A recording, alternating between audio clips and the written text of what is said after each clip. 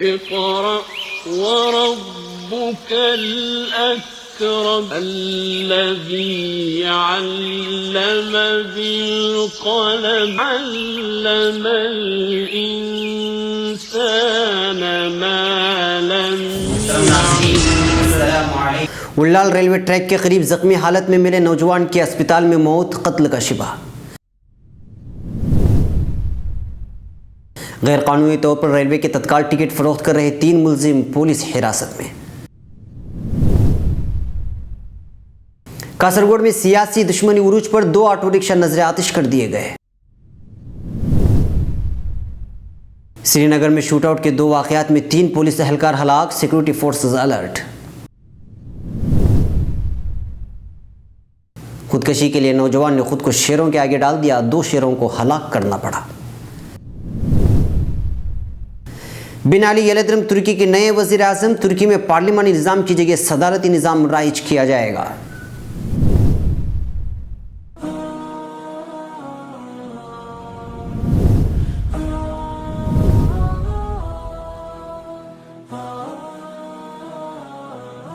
انتخابات، نتائج اور ہندوستانی مسلمان. ناظرین، گزشتہ کچھ دنوں سے کئی قسم کے نتائج ہمارے سامنے آ رہے ہیں. اسی پر ایک چپتا ہوا تبصرہ اور ایک سیدھی بات اس ہفتے دیکھنا نہ بھولیں. فکر و خبر کی سیدھی بات میرے ساتھ.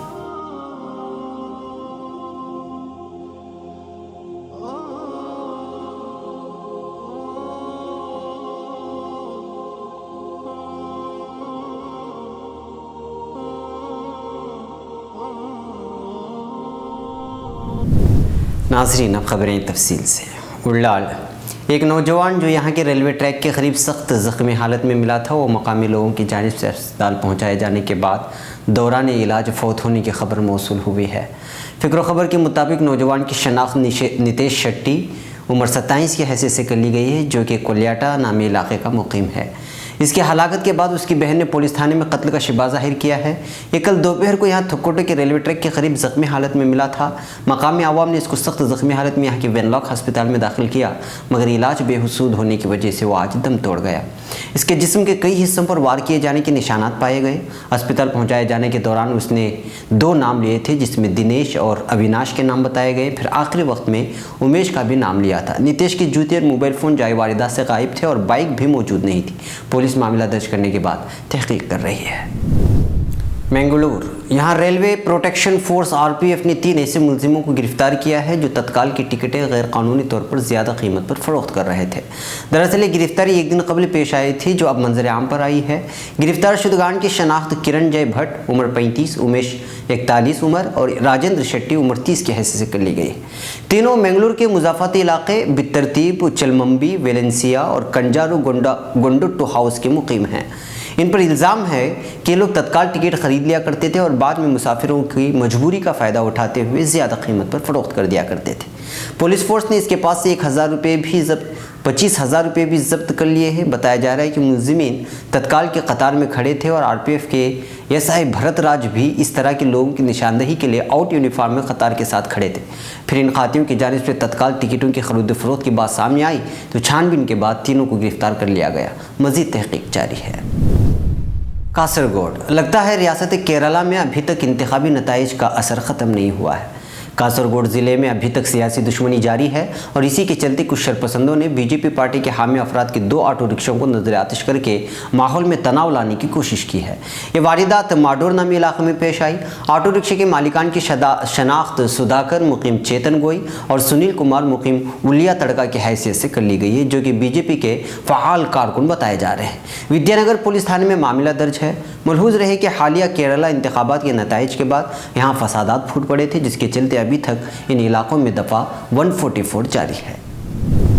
سری نگر، گرمائی دارالحکومت سری نگر میں پیر کے روز شوٹ آؤٹ کے 2 مختلف واقعات میں ایک اسسٹنٹ سب انسپیکٹر سمیت جموں کشمیر پولیس کے 3 पुलिस एहलकार हलाक हो गए हैं।